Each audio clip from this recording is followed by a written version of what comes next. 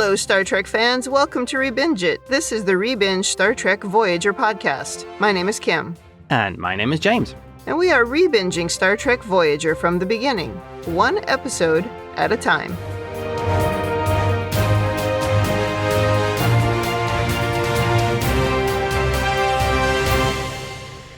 Welcome back to the podcast. Today we are on Season 4, Episode 5, Revulsion.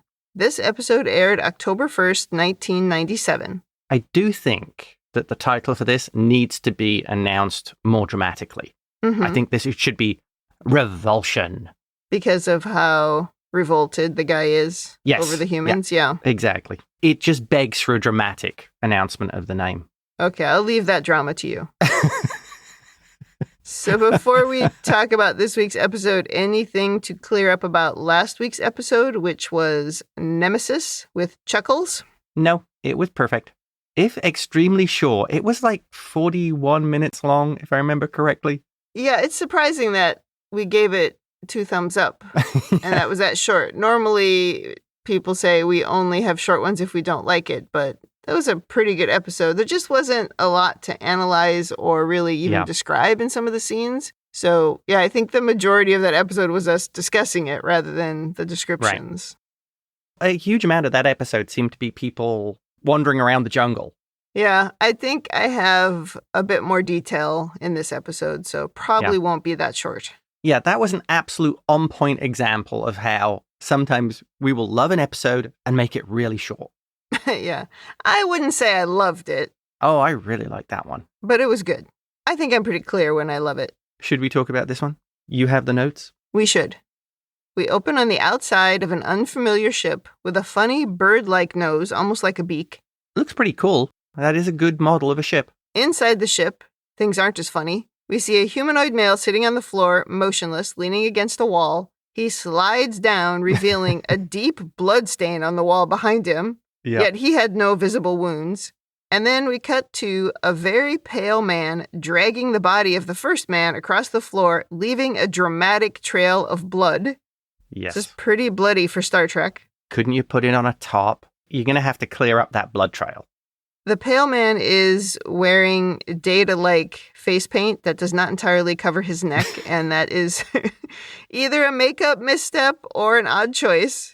Later, we see him trying to scrub the blood off the wall with very little effect. Yep. When suddenly he shimmers as if he might disappear. He panics and runs to a nearby console, sending out a distress signal, saying he's an HD-25 isomorphic projection, and there's been an accident on his ship, and his crew is dead. Sounding quite desperate, he says, "Please help me." And we go into the opening credits.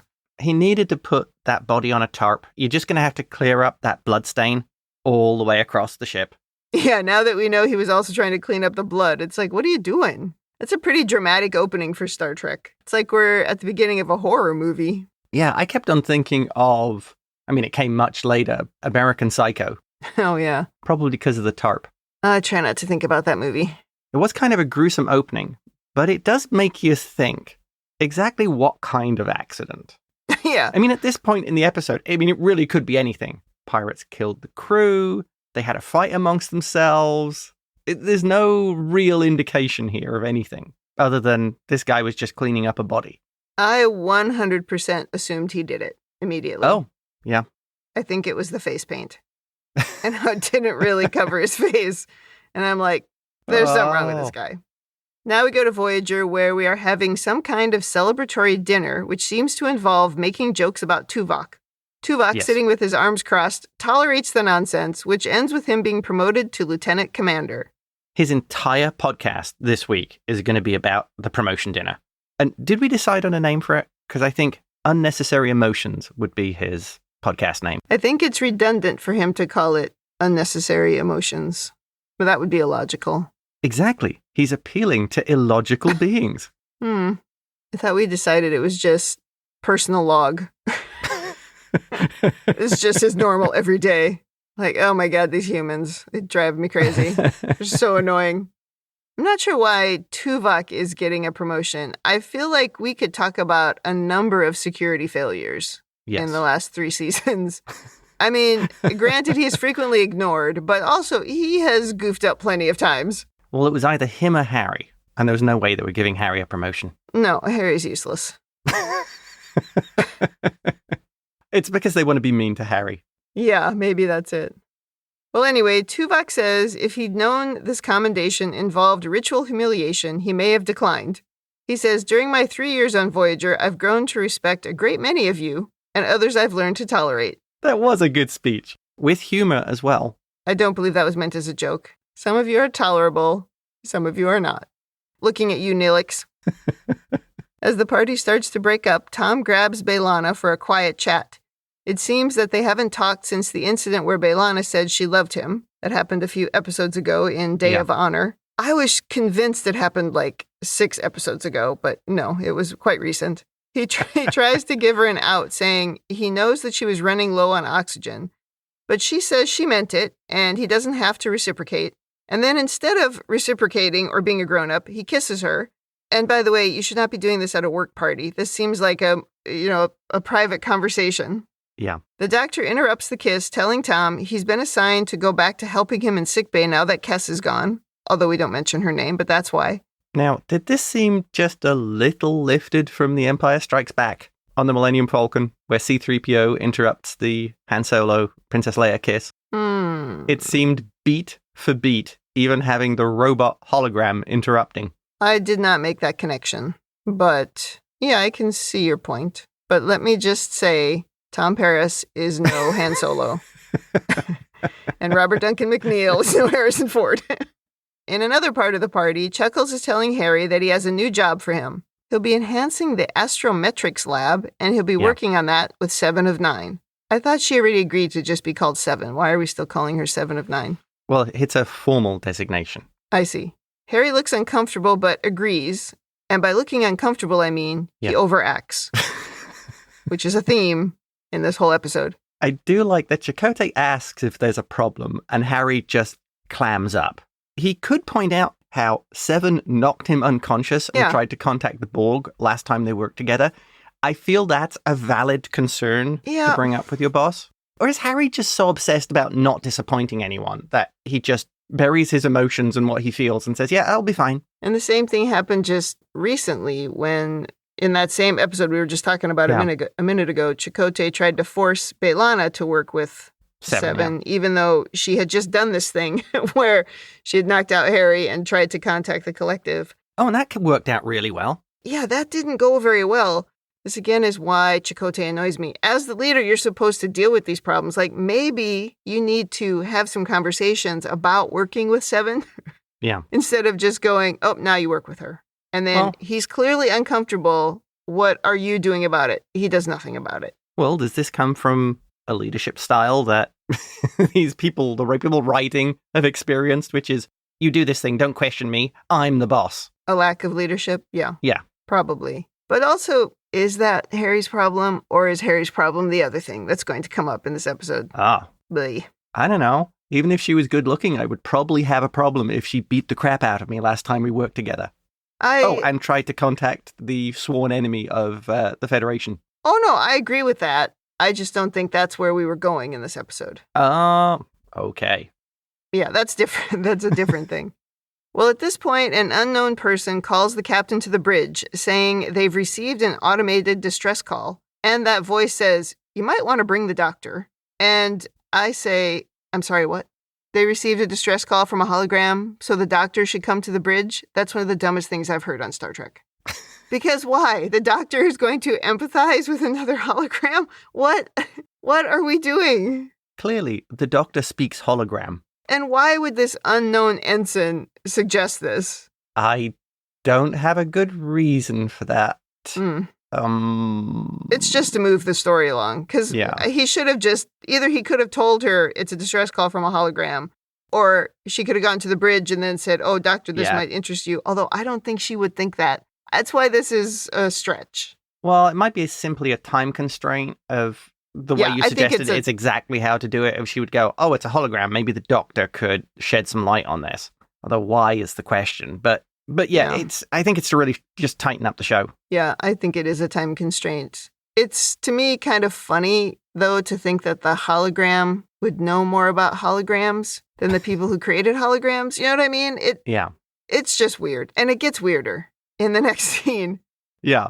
So off to the bridge where we watch the distress call on the screen, and the doctor says we have to help him and orders an ensign to track the source of the transmission. And again, like what? Since when does he give orders to the bridge crew? He seems to be getting a little ahead of himself there. But, okay, I will defend him and say he is considered a member of the senior staff as effectively the chief medical officer. And Janeway's been treating him as such. Therefore... Well, this is not a medical problem, and he's not a member of the bridge crew. Okay, but he is a member of the senior staff, and from his perspective, as a hologram, this is a medical emergency. If the hologram is having a problem, this falls under he speaks hologram.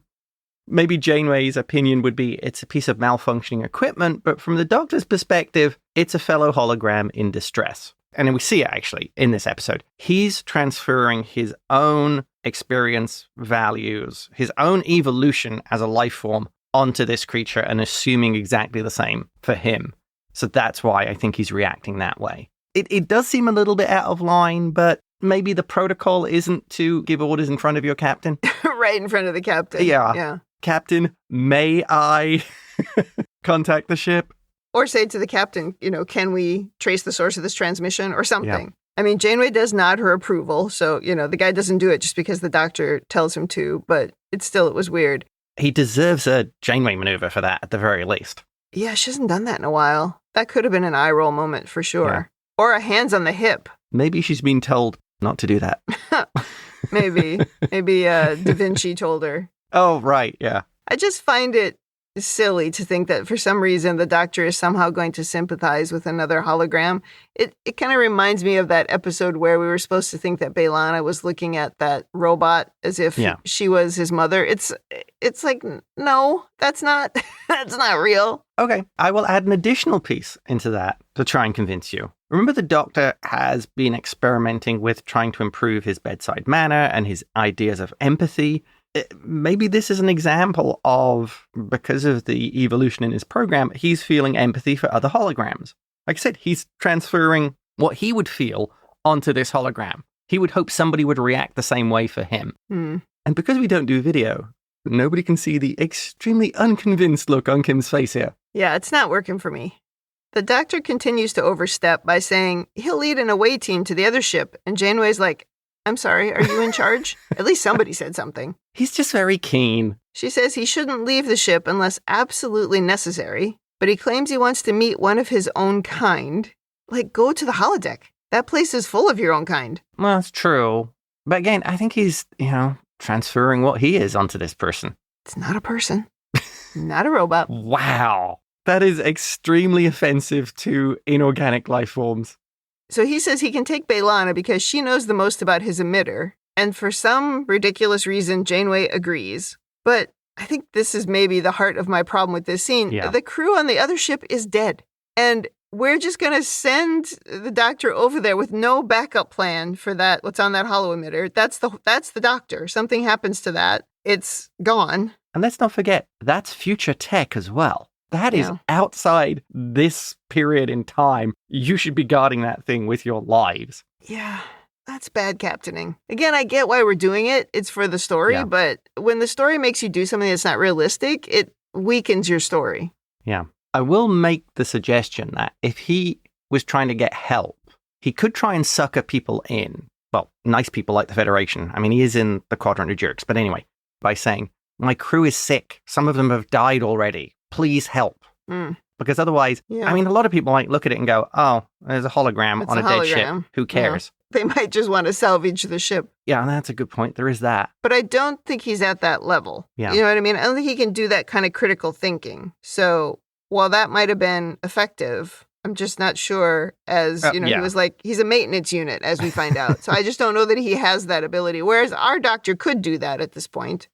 Well, now Harry goes to the cargo bay to find Seven, and we see that she is still wearing the ridiculous silver outfit, and Jeri Ryan is no doubt regretting all of her life choices that have brought her here. Certainly in the times when she's not passed out from being unable to breathe. Oh, she's got to be going, what have I done? Am I going to be wearing this for the rest of my life? Seven senses that Harry is apprehensive about working together and reminds him that the last time they worked together, she knocked him out and attempted to contact the collective. She says, I assure you, it will not happen again. This does not remove the awkwardness from the conversation, but they head out to get to work. There's a line here where Seven says, I'm often amused by human behavior. I think this could be a very good point for Harry to reinforce to Seven that you are, in fact, a human. You're not a Borg anymore. You're a human like the rest of us. But I'm still trying to learn how to be a human. Yeah. Right? Tom seems to get it. But, hey, Harry. On a shuttle, Belana and the Doctor are flying off on their mission. The Doctor makes some comments about her and Tom, which makes Belana very defensive. And you know what? Maybe don't start making out at a work party then. I mean, she didn't start that, but still, she was involved. Well, he does say to her, perhaps you'd like a tranquilizer. And he's in 10 out of 10 sarcastic mode here. Yeah, and there's a point later where he says something to her like, remember how I was when I was first turned on, as if he's like way better now. And she's, sure. You were a 0 for human interactions then. 3.5 isn't that much better. Yeah, exactly. They quickly locate the ship that made the distress call, and Belana says it has erratic energy readings and both propulsion and main power are down. Yeah. They beam over to a dark, spooky ship where Belana works to get the lights back on, while the Doctor wanders around looking for the hologram. The creepy hologram appears behind them unseen and then disappears again. Oh, that was a really cool touch. I mean, he just sort of shimmers in behind the Doctor, and the way they light him, like in bright white light, so he doesn't have any color. I feel there's a lot of good little horror movie nods in this episode. Oh, yeah, definitely. We see him grab a weapon that looks like a hammer, but he stops approaching, and he's watching and listening very carefully to what Belana is saying about the Doctor's holo emitter. This conversation seems to surprise him because he disappears and the hammer he was holding clatters to the floor. He does finally appear in front of them, and Belana asks where she can access his projection controls. This makes him defensive, like, why do you want to do that? Yeah. But she says she wants to try and repair him. Nobody introduced themselves, to be fair, so like they didn't really state their intentions of why they were there. This is where I think as well, you could argue about the treatment of holograms, because they just act like he's a piece of malfunctioning equipment. Yeah, they don't say hi. Yeah. He points her to a nearby console and then starts talking to the Doctor, telling him he's a maintenance unit with extreme hazard clearance and is responsible for cleaning the reactor core and ejecting antimatter waste. Yeah. That sounds like a terrible job. He and the crew set off on this ship 8 months ago. The crew picked up a virus on an away mission, and there was nothing he could do as they all got sick and died. So we already know here that he's lying, because that is not what happened. He says the ship started to malfunction and he didn't know what to do. Interesting here, he seems to have a limited knowledge of the ship's control systems. Yeah. Is his program limited in its ability to learn and expand?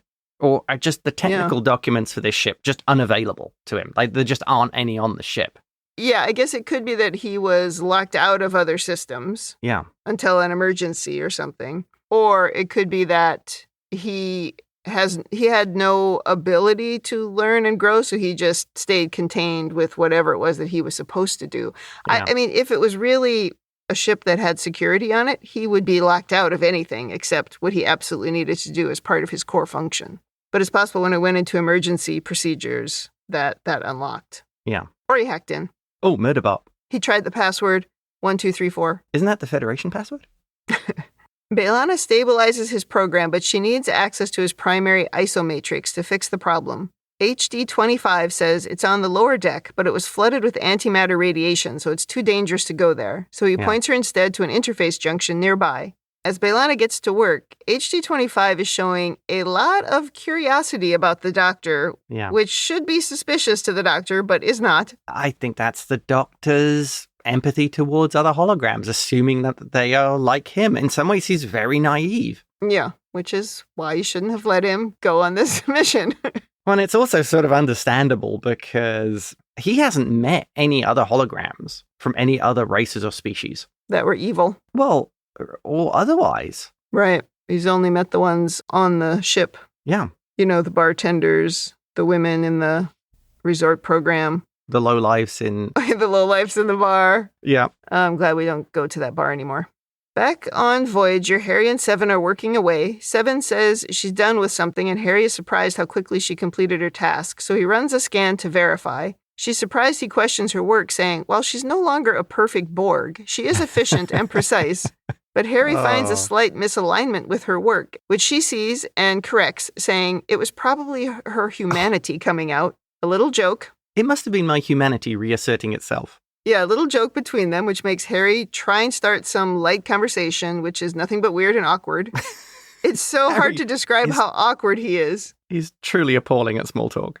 I think there's something here that she might need some counseling or guidance of some sort, where she says about the humanity reasserting itself. I didn't see that as a joke. I saw that as a criticism of what she was doing and herself.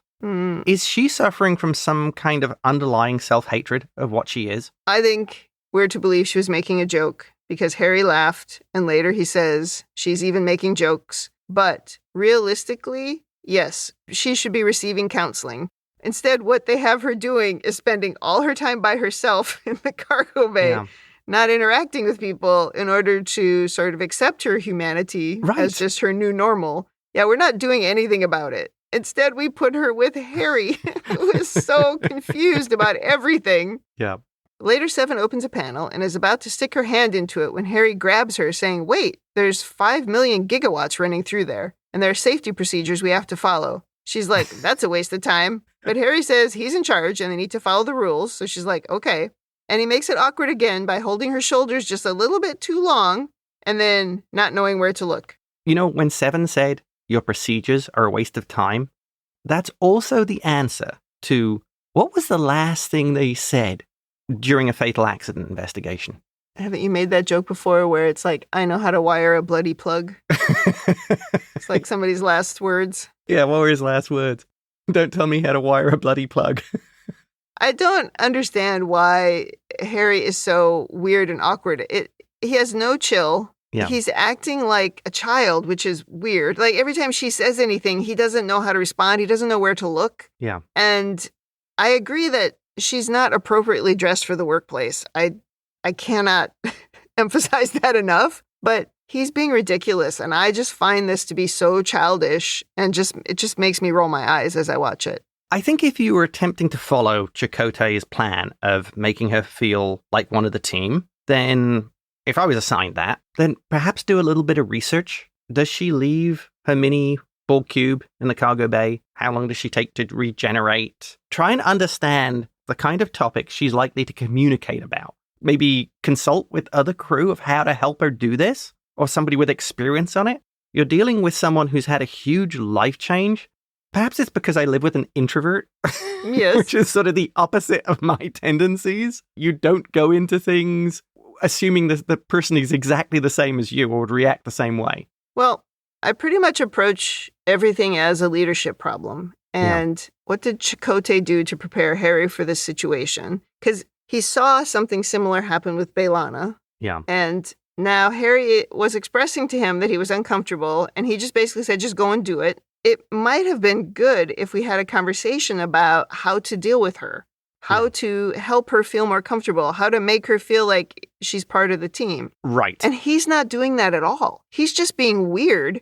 Yes. Like he could say, you know, hey, here's the procedure for how we do this. Sort of explain it and walk her through it. While that might be redundant, it also might help her to sort of ease into it.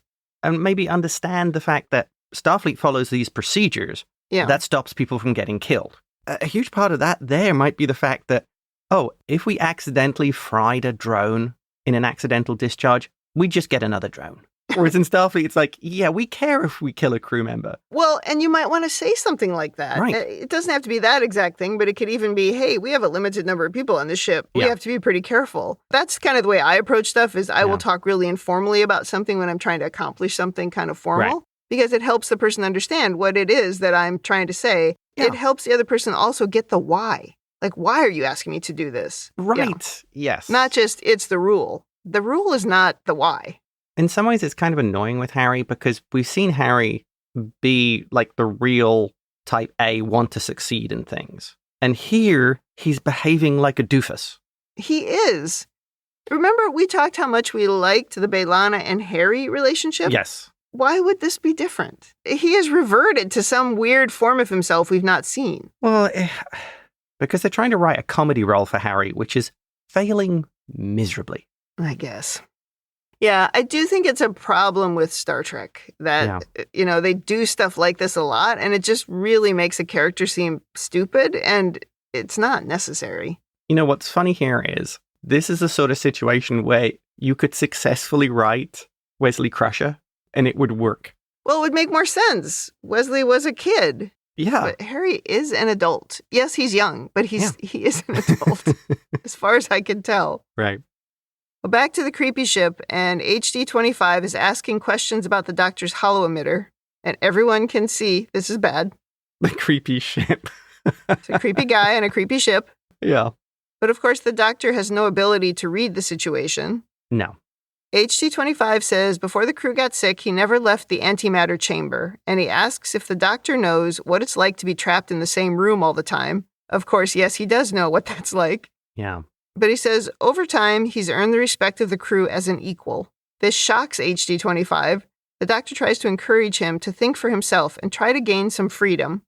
As the Doctor now is putting away his tricorder, we as viewers see, and HD25 sees, some blood splatter on a nearby console. Yes. Quite a lot.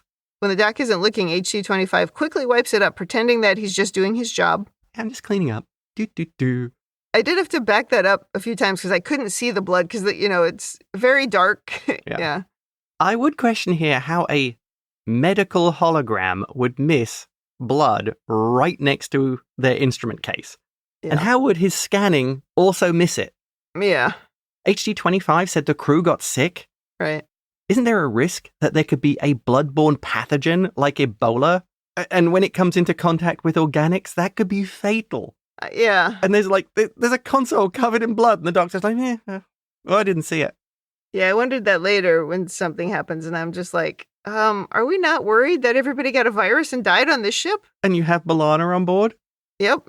I also think this scene may be highlighting the difference between a more enlightened society, which is prepared to accept a self-aware silicon or isolinear-based life form, and a society that is either unprepared or unwilling to accept such a thing.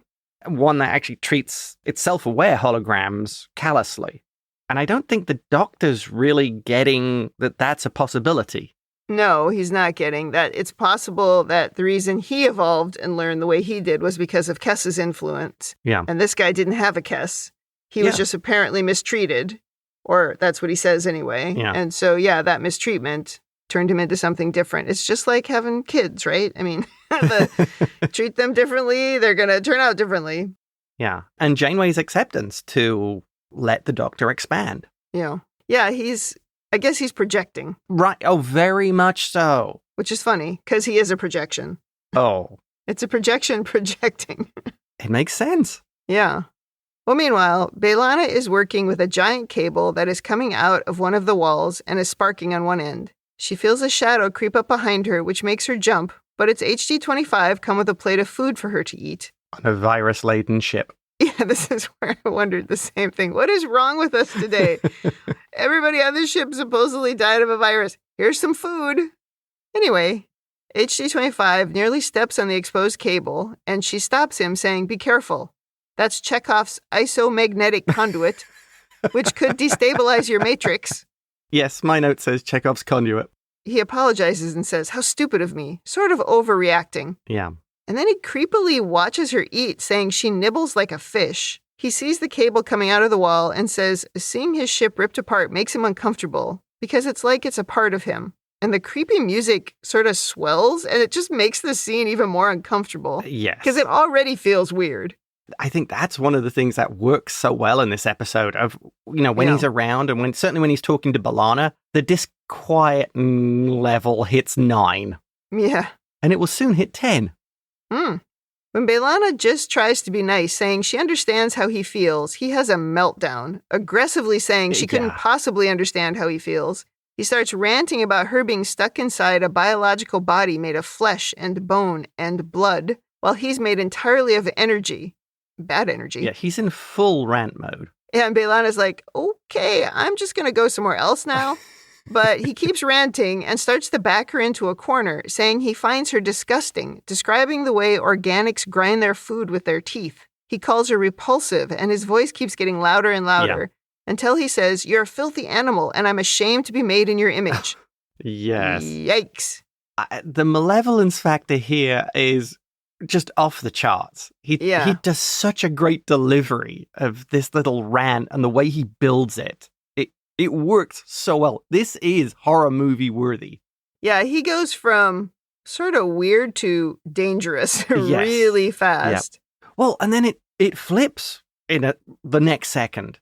Well, then as suddenly as it starts, he stops and he backs off, apologizing and sort of breathing hard, which is interesting. Yeah. He says, "I've acquired some hostility towards organics because I was treated quite badly by the crew." Yeah. Belana very cautiously says, "We're here trying to help you." Yeah. And then she squeezes by him, trying carefully not to touch him or upset him, and leaves the room quickly. Beautifully done. The way he builds that, it's sort of weirdly quiet up to the full rant, and then just realizes himself and sort of backs off.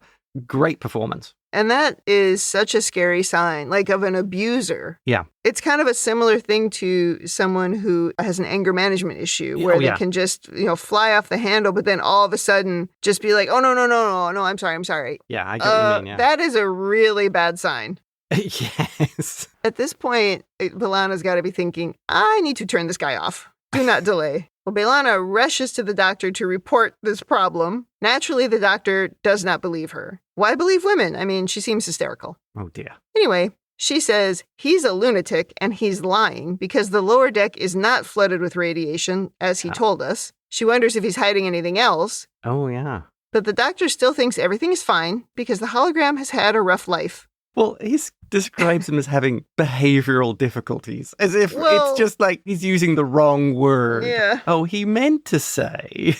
No, he's a raving psycho. It's like if his programming is being affected by negative emotions, we have a problem. Yeah. Belana isn't really buying what the doctor is selling. So she says she's going down to the lower deck to try to find a way to deactivate him. The creepy dude suddenly appears, and now he's holding a container filled with water and a holographic fish, who is his pet. Called Spectrum. And Belana makes a hasty retreat. "I'm out of here. Doctor, you can deal with the loony with the fish." Now we go back to Harry and Seven, and they open some panel that has Borg navigational data, which needs to be removed. Harry asks how to remove it, and she suggests a radical dislocation.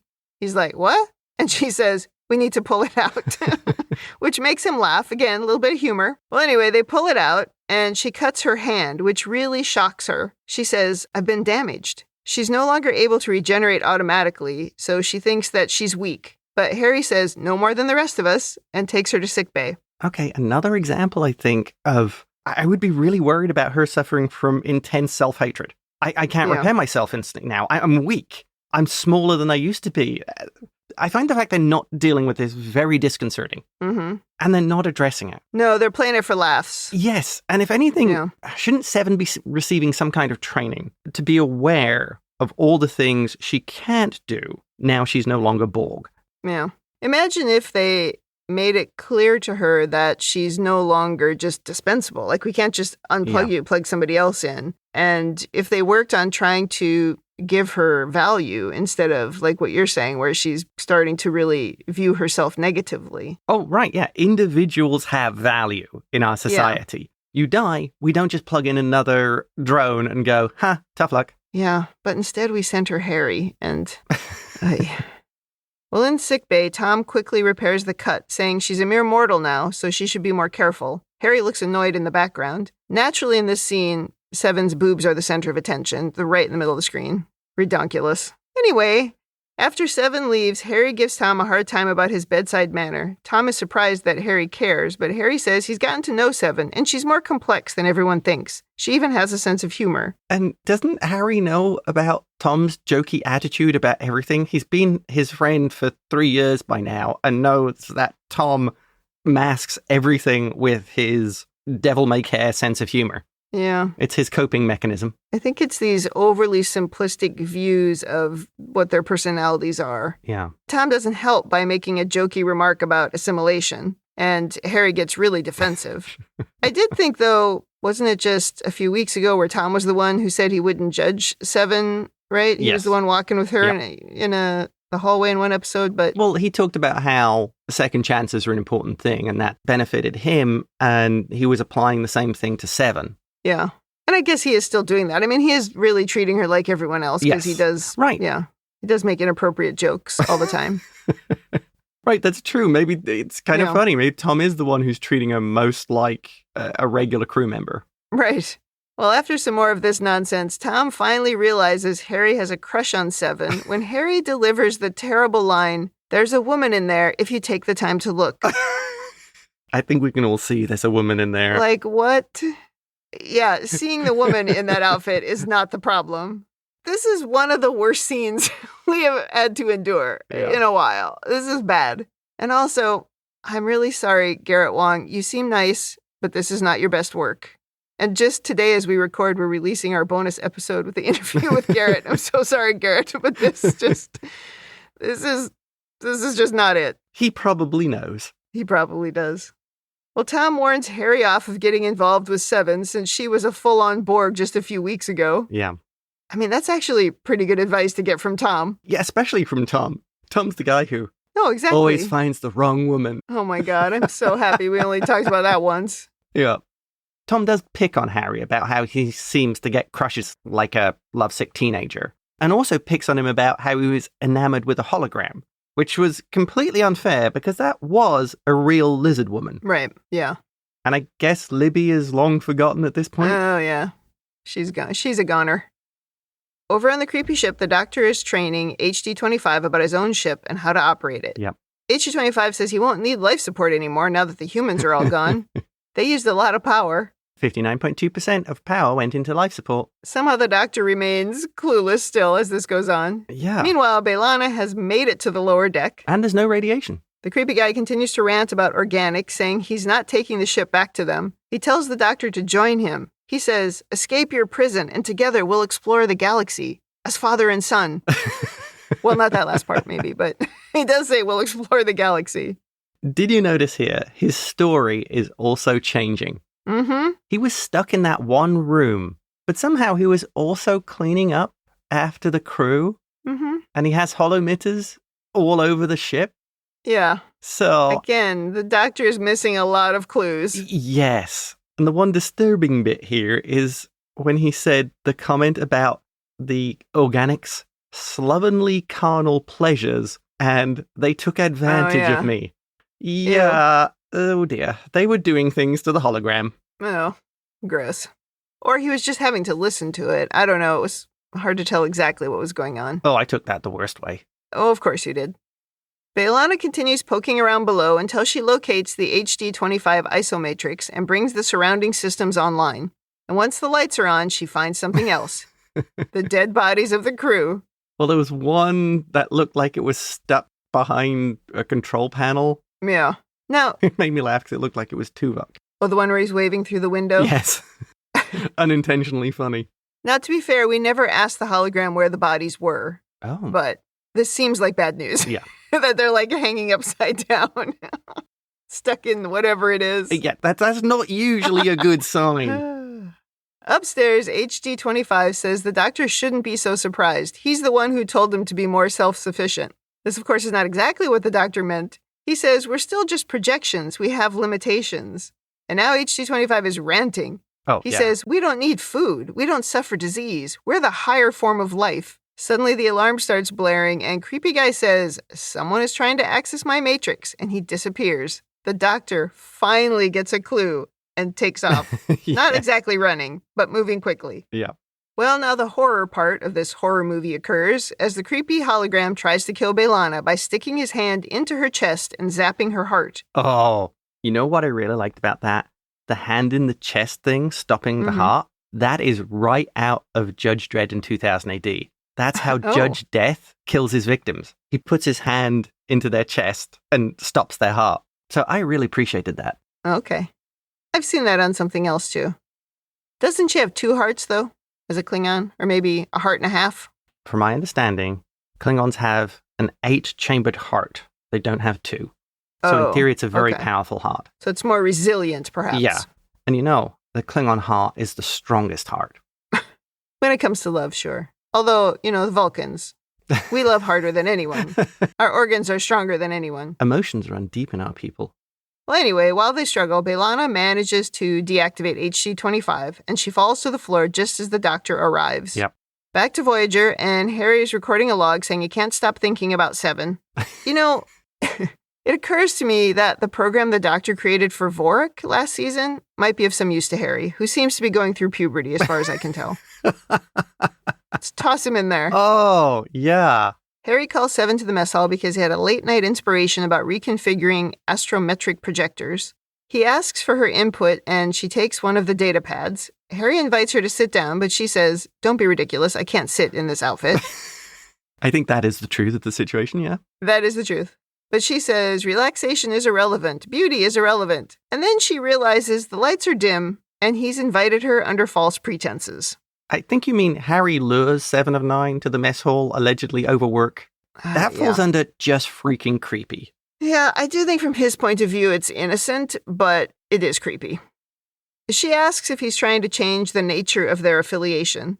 And then she asks if he's in love with her, and he's like, no. And she says, oh, do you wish to copulate? And he goes, no. Dude, you are so dumb.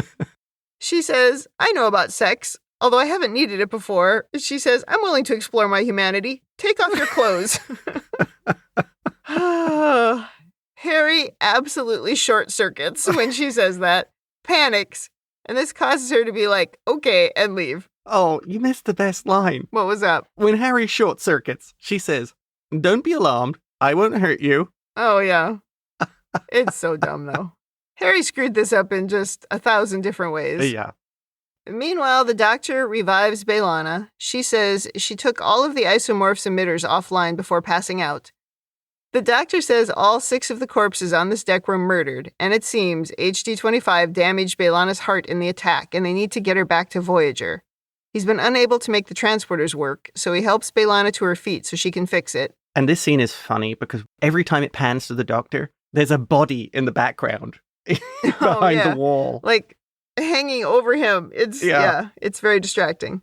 The Doctor then notices the holographic fish is still visible, and he tells Belana to double-check that all of the emitters are offline. Oh, dear. But she doesn't get a chance to answer, and instead we hear a thud. The Doctor turns around to see HD-25 has knocked her out with his hammer. So Belana's now being clubbed to the floor, so we have heart damage and a concussion. And a concussion. And she thought Day of Honor was the worst day of her life. Oh yeah, this is so much worse. The Doctor tries to talk him into some sanity, but it doesn't work. And for some reason, the Doctor completely forgets his tenuous nature and lets the bad guy just hit his holographic emitter with his hammer, and it falls to the floor, disabled. Now, didn't Janeway specifically warn him about this? There's no reason he would just forget it. Yeah. Well, the creepy guy picks up the emitter and says, freedom. When Belana comes to and starts trying to get away, the creepy hologram says, you're getting blood everywhere. I'm going to have to deactivate you. Now he kind of slowly chases her around the enclosed space. She tries locking herself in a room at one point, but he's a hologram, so he just reappears inside that room. I thought that was another good play on a horror trope. The murderer getting through the door, except this time he just beams through the door because he has holo emitters on both sides. Right. It's very horror movie staple at this point. Yes. Well, remember Chekhov's isomagnetic cable? Before the hologram can kill her, Belana reactivates the cable, shoves it into his chest, and dramatically fries him. Then Belana fixes the holo emitter, reactivates the Doctor, fixes the transporters, and says, let's get out of here. That all happens in 3 seconds. Fortunately, the head trauma, concussion, and damaged heart valves wasn't too bad. Nope, all good. On Voyager, Harry reports to Chuckles that the schematics for the astrometric lab are completed, so construction is ready to begin. And then he tries to extract himself from the project, like a moron, even though Chakotay knows that this project was important to him. Yeah. Chuckles keeps asking why he's being weird, and he says there was just a misunderstanding between him and Seven. So Chakotay says that's not what Seven said, and then Harry, of course, panics, wondering what she said. Oh my God. Chakotay says she finds you reasonably efficient and have helped her learn more about our complex social interactions. Did Harry really help with that, or did he make it worse? Not sure. Yeah, she's just filed this under humans are idiots. Probably. Chakotay says, "You're a good team, so have fun." And then Harry leaves with an awkward laugh, which makes Chuckles chuckle. The whole scene is weird. Okay, my opinion is that whole scene should have just been cut. It was unnecessary. It's as dumb as a brush. Yeah. And I think as a leader, it shows Chakotay in an incredibly bad light. Yes, because he's either completely unaware of what's going on, or worse, if he is aware, laughing about it and telling him to go and have fun is also terrible. Yeah. That's some bad leadership right there. And if Harry was really like this, wouldn't you want to inquire a little bit further? Okay, Harry, what happened? What did you do? Well, he asked him several times, and Harry wasn't willing to say. But I think, you tell him, Harry, sit down. Let's talk about what happened. I think good leadership in this more enlightened society, you would want to help Harry not repeat this mistake again. Learn from it. Act as a mentor or as just a more experienced commander. Yeah. Especially when you're concerned about the development of Seven. Yes. Yeah. And Harry, because he's acting like a child. Yeah, because Harry should be an adult. In sickbay, Belana has been repaired. Tom and Belana do a little more flirting, and the doctor says he's detecting elevated hormonal levels. And he's going to have to get the hose out and spray them. Oh, my God. And then Tom says he has to go check on Harry because apparently he's having a nervous breakdown. Nice. That did make me laugh. That's quite funny. That was a good one from Tom there, actually. Yeah. And then the doctor makes a bad joke as if maybe he has become evil like the other hologram. I did actually like that from the doctor because that was a little bit of a wicked sense of humor. Even though it was wonderfully inappropriate, given everything that happened, I think that actually fitted with Tom. That's the kind of thing Tom would do. And I think the doctor is learning that that's the kind of thing you can do with Tom. So I thought that was actually a nice touch in the writing. Okay, but again, if we're trying to be respectful of our colleagues who maybe have had PTSD, Belana just went through something pretty traumatic. Oh, she'll be fine. I don't think it's time to joke. It's like when we were mad about the joke that the doctor made at the end when Chakotay had just gotten through his traumatic thing in the last episode. Oh, yes. It's like, why do we let the doctor make bad jokes and not tell him this is not the right time? Especially when we did it to Dax, because she was the master of inappropriate jokes. Yeah, that was just Dax. Well, the episode ends. What is your overanalysis? Well, there's several things I want to bring up. Let's talk about what Tom told the doctor. Just on this normal day, we had 2 broken bones. What the hell is going on the ship? What are people doing? What are people doing? Yeah. Maybe they're playing Parisi squares. Yeah, I think you probably need to dial that back if you're getting so many injuries. Yeah. Or maybe it's people falling from the second level of engineering. Because there are all those ladders that are like unguarded, that don't have a safety rail around them and things. Could be that. Hopefully it's not because we're getting into fistfights. Oh, maybe that's it. There's an underground boxing club on Voyager. Sure. Next thing. So why did HG25 keep the bodies? He's a cleaning program. So why didn't he dump them out of the airlock? Yeah, he should have. He was programmed for cleaning. He's a terrible cleaning hologram. Yeah, I think it was done for drama to get the visual. Yeah. But I think we just have to keep assuming that he's in a situation he doesn't know what to do. Yeah. And he's not making logical decisions. Interesting. And also, maybe he thought he could use them later for energy. Like maybe he could, burn them up and do something. I don't know. Yeah. Get more fuel. Sell them for parts. Oh, that's gross. But yeah. Only mildly caved in skull. The rest of the body's fine. Well, yeah, you could sell the organs. Internal organs are good. Next thing.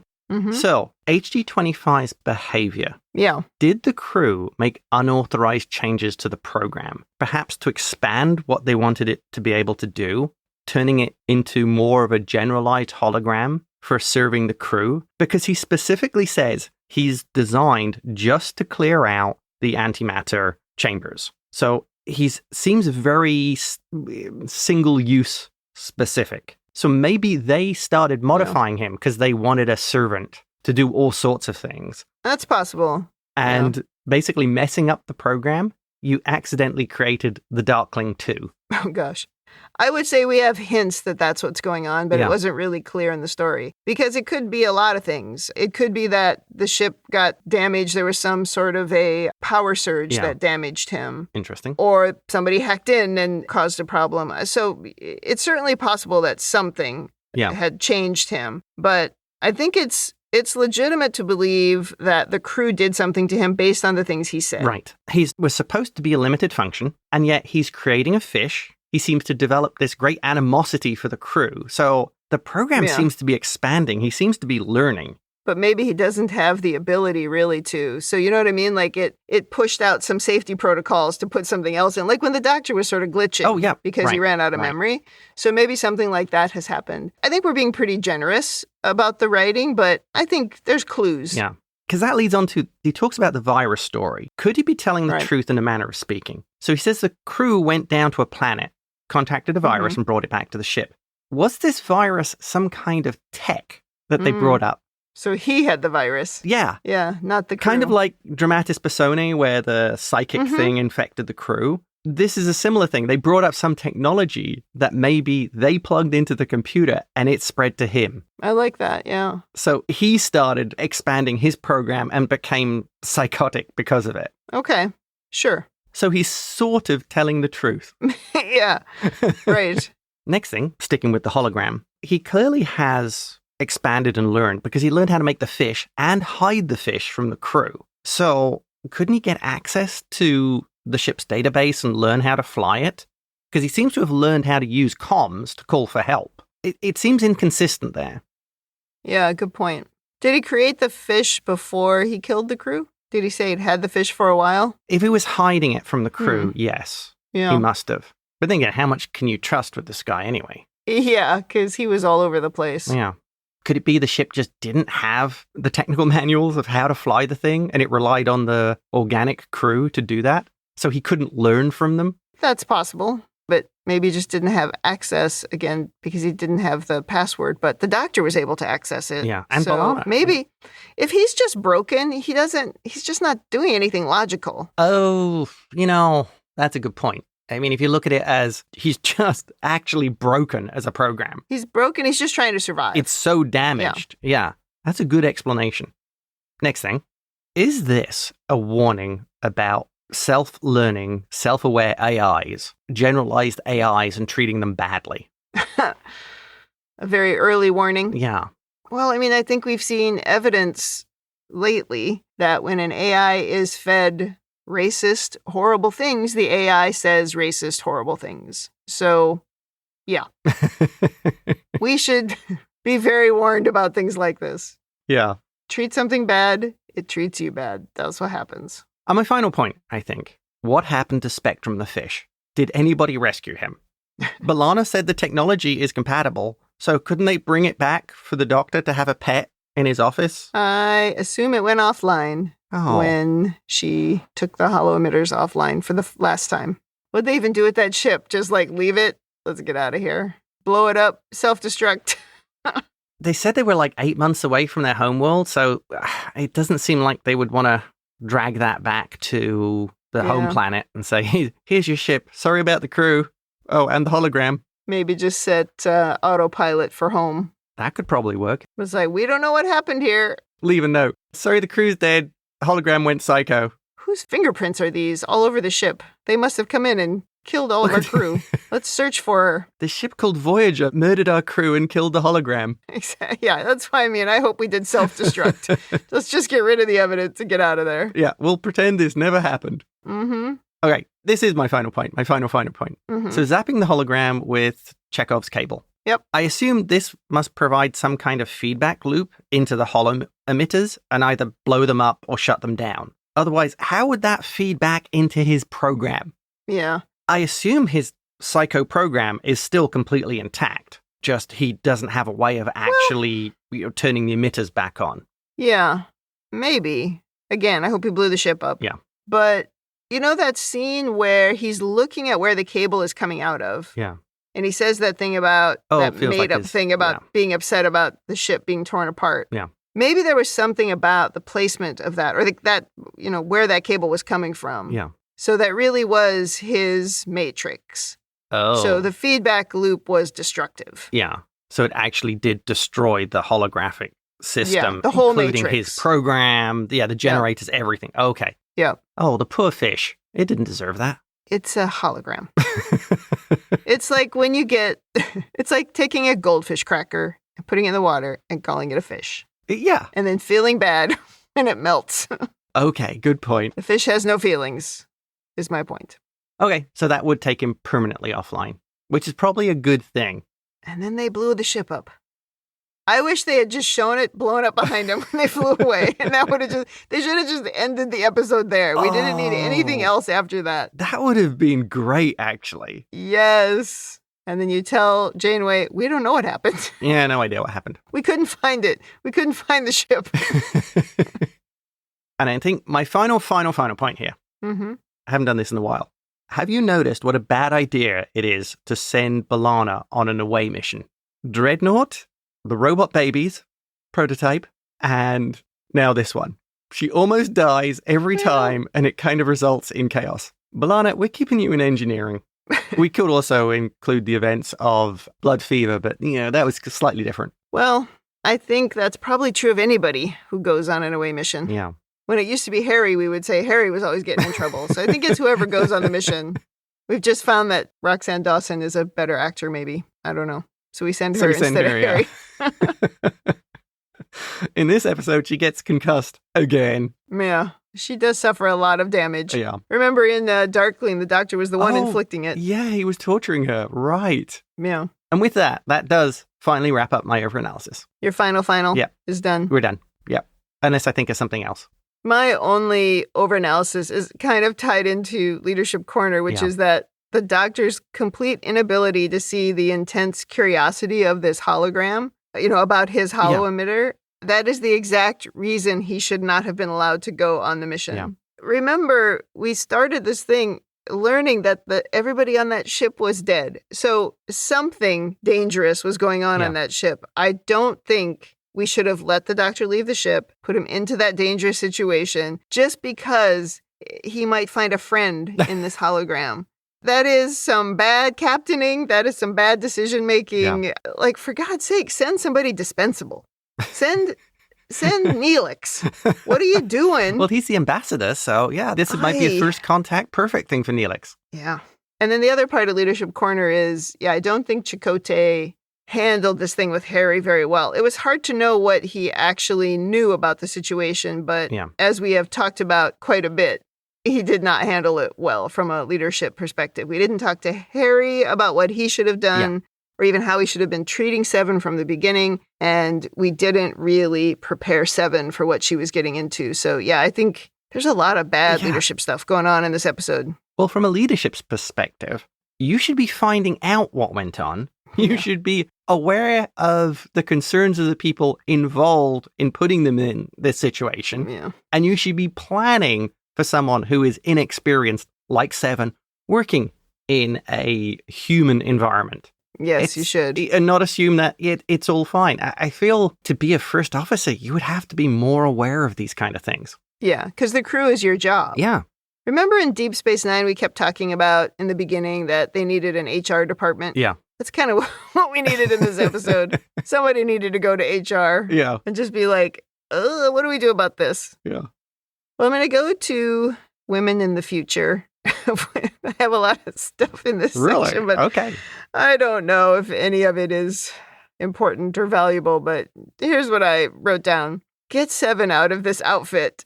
I'm not sure how many episodes we have left of her in the silver suit. She makes a point of saying that Harry's pupils dilate when he looks at her body. Like, that's a sign we need to do something different. Yeah. And this is not an appropriate workplace outfit. But also, she talks about how, beauty is irrelevant. Yeah. So if beauty is irrelevant, what is the relevance of this outfit? What is the logic of this outfit? What is it actually doing for her? There's no real logic in it except for somebody's bad decision that this was how we were going to add sex appeal to Star Trek. And it's annoying.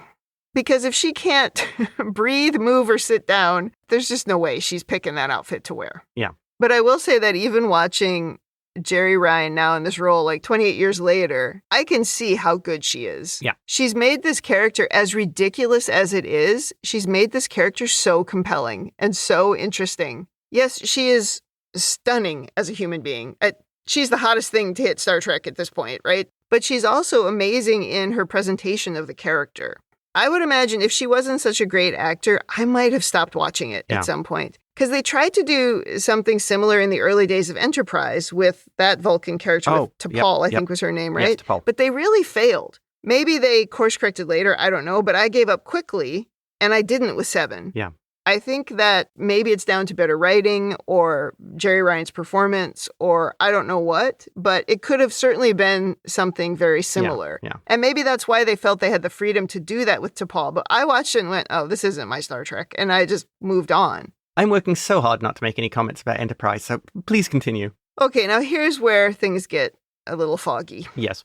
We're also now implying that the character of 7 of 9 is virginal. Okay. Sometimes Star Trek embarrasses itself with how it treats women characters. We're both trying to make her a sex symbol, but also have a childlike innocence. Because she talks about how that wasn't necessary for her as a Borg, but she's willing to try it now. And she certainly didn't do it before because she was only like 8 years old. I think this is a big misstep. Interesting. Like, oh, don't make her too sexy. Oh, too late, okay? You can't now go back and try to undo that and also make her pure, so that we're not worried she's too sexy. This is why women get mad about how we're written, because this is really, really stupid. It's the 90s, and hopefully we're better at writing women characters, but that's pretty annoying that we took that turn in this episode. Yeah. I didn't actually think it was going so badly until then, and somehow Jerry Ryan acted her way out of that, which is great, but not a good look. And then my last point of women in the future. The second time I watched this, I was pretty annoyed when the Doctor didn't believe Belana, that she had felt threatened. Why would she lie? I found that quite painful to watch as well, and I didn't notice it as much the first time as I did the second time. But it was just like, what do you mean you don't believe what she's telling you? She's telling you what happened. Yeah. And he's like, that didn't happen. Well, I think maybe what they were aiming for there was he wasn't receptive to hearing that about another hologram. And part of the problem is that's aged very badly. Yeah. Because of events that have happened in Hollywood, like abusive film producers, directors, etc. Actors. Where predators were allowed to operate unhindered for years. And we had a whole movement about that. So looking at that in the modern context, it does not age well and sounds more like something else of don't believe them because you don't want to admit the truth. Yeah, it's a bad look. Well, let's go to rating. Thumbs up, thumbs down, or neutral. What is your rating? I actually really like this episode. Apart from the Harry side of it, which was so clunky, I thought it was actually a good horror episode. Yeah. If they'd worked harder on the B story, this could have been a great episode. In fact, I would say if they killed the B story, I think you could have had something really special. You know, scare the pants off you Star Trek episode. But putting in the B story detracts from the whole episode. So it's a thumbs up, but I feel you could recut this and make it a better episode. I'm not sure I agree with what you said. Yeah. I think the B story could have been fixed. And I think there were some mistakes as well in the A story. Yeah. So I'm not sure. I think one of the big mistakes you brought up, I think, is simply because it didn't age well. Yeah, but also Janeway really being swayed by the hologram that he should be the one to go and meet with one of his kind. I just don't think that that's really what she would do. Yeah. So it's another one of those situations where I think somebody had to act outside of what they would normally do. I think Janeway could be persuaded. Because again, remember, the crew, that whole crew was dead. They don't know what happened there. Would she really be that cavalier with her only doctor? Once they got there, I do think it was pretty good. I think Janeway could have been convinced into that by the Doctor with an appeal to her of, this is the first non-Federation created hologram we have encountered. I would like to meet them. But we didn't send a security detail or one person. We couldn't send one security person to protect the Doctor. Again, the whole crew was dead. But the security person would have just faced the wrong way and been clubbed to death instantly. Yeah, probably. Well, we could have sent Tuvok. Oh, you don't send a lieutenant commander across. I just think we're doing that thing again where people are acting outside of what their characters should do. Yeah. And I think the B story, you have to find a way to develop Seven. You have to find a way for her to be awkward with the crew and to make that better. Yeah. But this was a weird thing to do because they leaned into the same thing with Harry just falls in love with the person in front of him. Yeah. And it's just like, ugh. So I think the B story could have been, I just think both stories could have been better. Yeah. But I overall liked the episode. Yeah. Because I do think the A story was interesting. And Jerry Ryan, I think, managed to make the schlock work. Like she got through it. Garrett Wang, not so much. But I think 7 was okay in this episode. It wasn't her fault what happened. Well, I would have taken a different tack. I think the A story should have been an episode on its own, and I think the B story could have been an episode on its own in the vein of Data's day, of showing 7 trying to fit in with the crew and the strangeness of this new living and operating environment. Now, that would have been smarter if we got it from her perspective. Yeah. And I don't remember all the episodes we have yet to come. Maybe there's still something similar where we get from her perspective how difficult it is. Because then imagine if we had seen everybody just acting how they normally act, but from her perspective, she's like trying to process, what does that mean? I think about a person I used to work with who was, every time somebody would say anything, she would be like, what do you think that means? And I always thought probably means what they said or what they did, but she was just always conspiracy theories. Right. And maybe that could have been a little bit of 7 as she was trying to get her bearings. So yeah, that would have been a good idea. Yeah. More episodes like Data's Day would, I think how many times have we said that, but that is such a great episode. And I think the material itself would lend itself to 2 independent episodes. Right. Well, I think I'll just neutral this because there are things I like in it. Well. And things I don't like in it. And it kind of falls in the middle. But as we talk about it, it's like, well, if we'd completely rewritten it, this would have been good. So is that really a neutral? I'm just going to say neutral. Well, I guess we kind of have to take the episode as it is. Right. So we're 5 episodes in and you've given a neutral after last season with no neutrals. Didn't I just give a neutral? Yeah, we can do better. This isn't the worst episode I've seen of Star Trek, but we can do better. Yeah. We know we can do better. We can do dinosaur better. We could do a good horror episode better. And we have. And Voyager does generally do horror episodes pretty well, but they got off their path on this one. All right, that wraps up Season 4, Episode 5. If you'd like to send us your own overanalysis of this or any episode, or if you just want to say something nice, you can email us at ReBingeIT@gmail.com. You can also reach out to us on social media. We are on Blue Sky, Instagram, YouTube, and Threads at ReBingeIT, or you can join the Facebook group, facebook.com/groups/Star Trek TTM podcasts. Thanks for joining us on the ReBinge Star Trek Voyager podcast. That's it for me. And that's it from me.